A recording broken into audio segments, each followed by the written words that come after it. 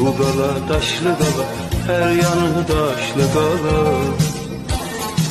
Qorxaram. Kürtlerin de Ahmet Kaya'sı var. Bu böyle bir... احمد کایا مصداق بارز بعد از مرگ عزیز شدن انسان هاست. امروز این ویدیو یک بار برای همیشه متوجه میشی که چی به احمد کایا گذشت و چه بر سرش آوردن. به احترام این هنرمند بزرگ و زرج کشیده تا انتها با من همراه باشید. خب خیلی از دوستان لطف داشتن و تو ویدیوی ماهسون از من خواستن یک ویدیو هم در مورد ماجرای مرحوم احمد کایا بسازم. حالا یه مسئله مهم قبل از شروع ویدیو میخوام عنوان بکنم. اینکه شاید خیلی از شماها داستان طرد شدن و بعدش چگونگی از دنیا رفتن احمد کایا رو شنیده باشید. ولی تو این ویدیو من سعی کردم تحقیقات کاملی داشته باشم و تمام اطلاعات رو کنار هم چیدم و یک جا تقدیم حضورتون میکنم تا یک بار واسه همیشه قضیه واسه هممون کاملا روشن بشه. امیدوارم دوست داشته باشید و تا آخر با من همراه بشید. مرحوم احمد کایا نماد مبارزه و اعتراض به تبعیض و استفاده از موسیقی به عنوان ابزار اعتراض در ترکیه است. احمد کایا رو در ترکیه هر گروهی با معیارهای خودش تعریف و تعیین میکنه. کردها اون رو قهرمان خودشون میدونن. اسلامگراها اون رو به شدت با معیارهای خودشون میسنجن و قبول دارن. و خلاصه هر گروهی سعی داره احمد کایا رو در قالب خودش قرار بده. اما چیزی که آشکاره اینه که احمد کایا نماد ایستادگی و مبارزه برای تمام این گروه هاست. احمد کایا فرزند پنجم یک پدر اهل آدیامان و مادر اهل ارزروم بود و توی مالاتیا به دنیا اومد. پدرش توی کارخونه بافندگی کار میکرد. استعداد و علاقش در موسیقی از همون سالهای کودکیش خودش رو نشون داد. وقتی پدرش از علاقه استعداد فرزندش مطلع شد، تاری براش خرید و احمد کایا از 6 سالگی تا آخر عمرش تار رو زمین نذاشت. احمد کایا از کودکی مشغول کار شد و در زمانهای بعد از مدرسه و تعطیلات تابستانی شاگرد راننده مینیبوس و اتوبوس بود. کایا برای اولین بار در 9 سالگی و در کارخونه‌ای که پدرش در اون کار میکرد در جشنی که برای کارگران ترتیب داده شده بود همراه با سازش بر روی صحنه رفت و برنامه اجرا کرد. اون توی موسیقی واقعا نابغه بود، اما با توجه به وضع اقتصادی ضعیف خانواده این صنعت براشون آورده مالی نداشت. دردنا خانواده احمد کایا رو از مالاتیا به استانبول منتقل کرد. احمد کایا استانبول رو دوست داشت، اما اوایل سرماش براش آزاردهنده بود. اون همچنین مدت 1.5 سال در کلون آلمان در نزد عموش زندگی کرد، اما باز دوباره نزد خانواده‌اش برگشت. اولین پولش را از دوره‌گردی و دستفروشی به دست آورد. تو سال 1977 به خاطر برخی اشعار و آهنگ‌های سیاسی به مدت 5 ماه حبس شد و بلافاصله پس از آزادی به سربازی اعزام شد. سال 1979 ازدواج کرد و صاحب یک دختر شد.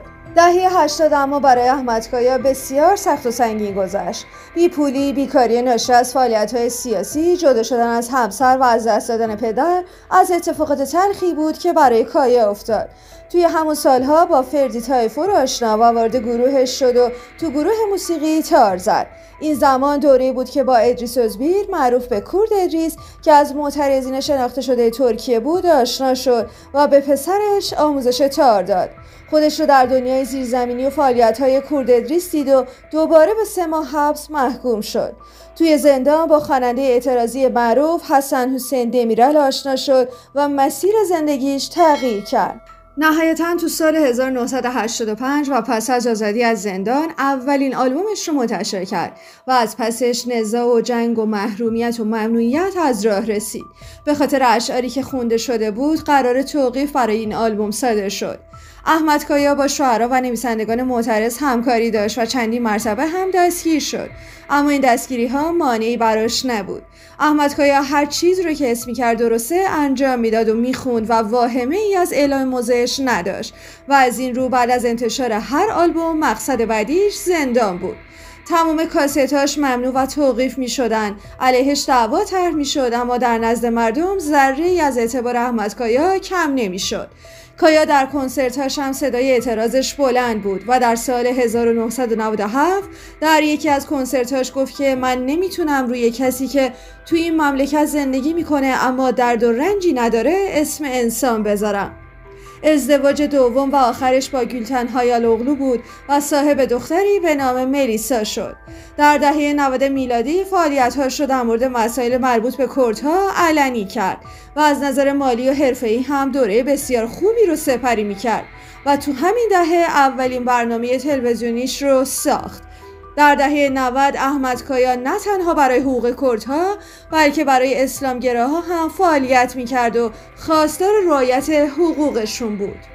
در بازه زمانی که هیچ کدوم از مشاهیر اون دوره از ابراهیم تاتیساس گرفته تا بقیه سلبریتی ها حرفی از حقوق مردم به میان نمی آوردن، احمد کایا کنسرت برگزار میکرد و از قانون ممنوعیت حجاب انتقاد میکرد. در زمان محکومیت اردوغان هم ازش دفاع کرد و گفت شما نمیتونید افکار رو حبس کنید و همین اعتراضات بود که باعث شد رقیبان و بدخواهانش برچسب بهش بزنن و بگن کایا عضو حزب مسلح کرد هاست و از خشونت دفاع میکنه. در حالی که به گفته برادرزن کایا و معدود دوستان نزدیکی که داشت و اون رو به خوبی میشناختن، احمد با روح لطیف و شاعرانه‌ای که داشت همیشه در جهت دفاع از حق بود و کاری به گروهک‌های مسلح نداشت و هیچ ارتباطی با اونا نمیتونست داشته باشه. یه موضوع جالبی هم که در مورد احمد کایا وجود داره اینه که عاشق غذا خوردن بود و از این رو با بالاتر رفتن سنش با بیماری‌های مختلفی دست و پنجه نرم می‌کرد و در بیمارستان بستری می‌شد. جالب این که تو دفتر کارش هم همیشه غذای معروف ترکی یعنی چی کفته درست می‌کرد. اون انسان بسیار بشاشی بود و با همه دوستاش خوشو بش می‌کرد و سعی می‌کرد اسباب و زمینه‌های آشنایی افراد رو فراهم بکنه. احمد کایا همچنین عاشق حیوانات بود و تو اون دور زمونه که هنوز صحبت از حقوق حیوانات به شکل امروزی وجود نداشت، احمد کایا به شدت حامی اونها بود. یک واقعیتی که در مورد احمد کایا وجود داره و شاید حالا نمیدونستی اینه که برادری به اسم مصطفی هم داشت و صداش به اندازه خودش زیبا بود و چند تا هم آلبوم منتشر کرد و صداش به شدت شبیه خود احمد کایا بود، اما هیچ وقت به اندازه اون معروف نشد. و اما اون شب معروف فاجعه اهدای جوایز برترین آهنگ‌های سال 1999 احمد کایا و همسرش گülten هم به این مراسم دعوت بودند، چرا که یکی از برندگان جوایز احمد بود که برای آلبوم آخرش و آهنگی داریم برنده این جایزه شد. مراسم به روال عادی خودش پیش میرفت که احمد کایا بعد از دریافت جایزش اون سخنرانی معروفش رو انجام داد و سرنوشت زندگیشو عوض کرد.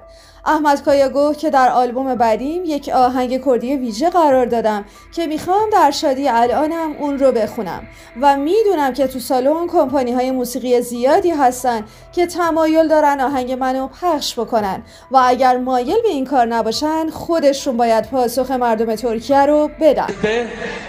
Kürt asıllı olduğum için Kürtçe bir şarkı yapıyorum. اما حتی قبل از اینکه کایا بتونه آهنگ رو شروع بکنه همه در سالن شروع شد و کایا با واکنش بد و حتی توهین‌آمیز همکارانش روبرو شد. همه میگفتن این مرد رو از سالن بیرون بندازین و حتی نسبت به زنش کلمات توهین‌آمیز به کار بردن. بلافاصله سردار اورتاش که برنده پروانه طلایی اون شب بود به روی استیج رفت و گفت این مملکت مال ماست و شروع به خوندن مارش نظامی ترکیه کرد. خواننده ها همه با سردار اورتاش همراهی کردند و حتی محسون در ابتدا مردد و دودل بود، ولی بعد پیرو به جو سالن اون هم به جمع معترضین پیوست. احمد کایا گفت من همیشه بر یک پارچگی ترکیه تاکید دارم، اما این یکسانسازی و انکار بقیه قومیت‌ها غیر قابل قبوله. و بعدش تحت نظارت پلیس با چشمان غمگین و اشک‌آلود سالن رو ترک کرد. Yeni savunuyorum ama Kürt realitesini sahiplenmek ve kabul etmek zorundadır bu ülke. Bunu söylüyorum, bu kadar yani. İşte devlet işte yani alsınlar götürsünler gideyim ne yapayım yani. مردم ترکیه بعد از این اتفاق از بسیاری از خواننده ها من جمله محسون و سردار انتقادهای تندی کردند و در مقابل از 2 نفری که کایا و خانواده‌اش رو در اون شب حمایت کردند قدردانی کردند. یکی از اونها بازیگر و کارگردان متشخص ترکیه مهمت اسلانتوی بود و دیگری روزنامه‌نگار معروف ترکی ساواش آی. بعد از اون شب تاریک تمام جراید و روزنامه‌های ترکیه به احمد کایا تاختن. افترایی نبود که بهش نزده باشن و تحقیر و توهینی نبود که نشنیده باشه. و بعد از اون هر روز در دادگاه بود و دفاعیاتش هم به طرز عجیبی نادیده گرفته میشد.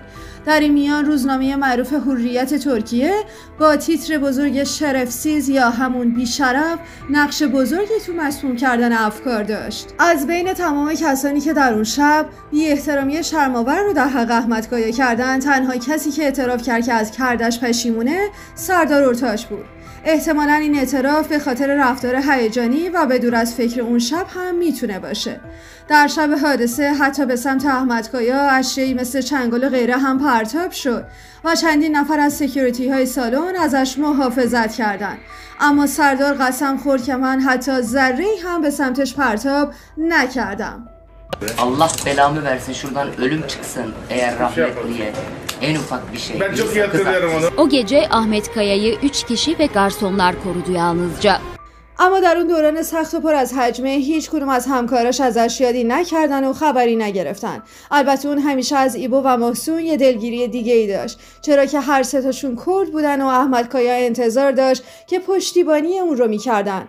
محسون و ابراهیم علیرغم اینکه مثل احمد کایا کرد بودن، عملکردشون در جهت تمامیت خواهی دولت ترکیه مورد انتقاد شدید اون قرار گرفته بود. احمد میگفت اگر دولت ترکیه ایبو و محسون رو داره، کردها هم احمد کایا رو دارن. تو ویدیوی قبلی تا حدودی بهش اشاره کردیم. Türkiye'nin devletleşmiş Kürtleri, İbrahim Tatlısesleri, Mahsun Kırmızıgülleri varsa Kürtlerin de Ahmet Kaya'sı var. کایا مثل هر انسان دیگه ای علاقه خاص خودش رو داشت، ترس‌هایی داشت، نگرانی‌هایی داشت، اما ویژگی بارزش جسارتش در ابراز عقایدش در مورد حق و باطل بود. احمد کایا عاشق خوندن ترانه به زبان کردی بود، اما خب به دلیل محدودیت‌ها ترانه‌هاش ممنوع بودن و ترانه‌ای به اسم کاروان که به زبان کردی خونده شده بود بعد از مرگش پخش و معروف شد. جالبه که بدونی در اون دوره احمد کایا در حال نوشتن کتابی از سرگذشت خودش بود و افتراهایی که بهش زده بودن.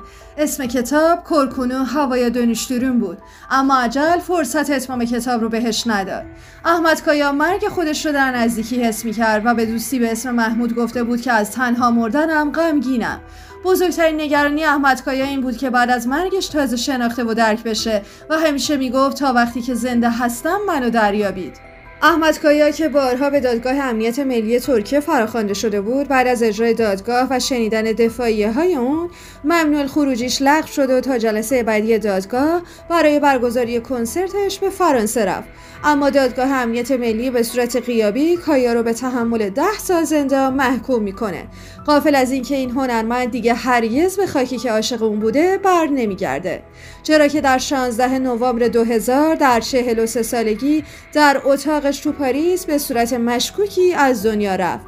طبیعتاً جراید ترکیه سعی در نرمال نشون دادن مرگ کایا داشتن و علت مرگش رو ایست قلبی عنوان کردن، اما دقیقاً مثل مرگ مایکل جکسون ابهامات بسیاری وجود داره و مهمتر این که مردم هیچگاه باور نکردن احمد کایا به صورت طبیعی از دنیا رفته، چون همه میدونستن چقدر بدخواه و دشمن داره. خلاصه بعد از مرگ احمد کایا روز به روز در ترکیه و حتی کشورهای اطراف طرفدارانش بیشتر میشه و صدا و آزادی خواهی و شرافتشون رو نماد یک هنرمند واقعی و دغدغه‌مند کرده. اون همیشه از ظلم و تبعیضی که به کردها روا میشد حرف میزد و ممنوعیت خوانش به زبان مادری رو تقبیح میکرد. ما هم آرزوی آرامش برای روح این هنرمند بزرگ داریم. دوستان به انتهای ویدیو رسیدیم. حتما تو کامنت ها بنویسید که نظرتون در ارتباط با این ویدیو چی هست. متشکرم که همراهمون بودید. مراقب خودتون خیلی باشید. خداحافظ.